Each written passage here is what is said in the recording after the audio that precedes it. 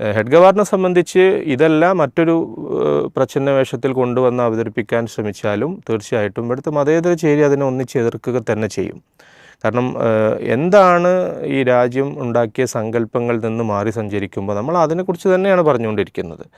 എന്താണ് നെഹ്റു, എന്താണ് ഗാന്ധി, എന്താണ് ദേശീയ പ്രസ്ഥാനം, എങ്ങനെയാണ് ഭരണഘടന രൂപീകരിച്ചത്, ആരൊക്കെയാണ് അതിലുണ്ടായിരുന്നത്, ഈ കാലഘട്ടങ്ങളിലെല്ലാം ഇവരെല്ലാം ബ്രിട്ടീഷ് വിരുദ്ധ സമരങ്ങളുടെ ഭാഗമായി ദേശീയ മുന്നേറ്റത്തിൻ്റെ ഭാഗമായിട്ടൊക്കെ ഇതിൽ വരുമ്പോൾ അല്ലെങ്കിൽ ഇതിൻ്റെ മുന്നണിയിൽ നിന്നുകൊണ്ട് പീഡനങ്ങൾ അനുഭവിക്കുമ്പോൾ ജയിലുകളിൽ എത്രയോ വർഷങ്ങൾ അടയ്ക്കപ്പെടുമ്പോഴൊക്കെ ഈ സംഘ് പരിവാറിൻ്റെ ഈ പറഞ്ഞ കേശവ ബലിറാം ഹെഡ്ഗവാർ അടക്കമുള്ള സൈദ്ധാന്തികർ എന്ത് പണിയാണ് ചെയ്തുകൊണ്ടിരുന്നത് എന്ന് മാത്രം നിങ്ങൾ സ്വതന്ത്രമായി ഒന്ന് പരിശോധിക്കണം.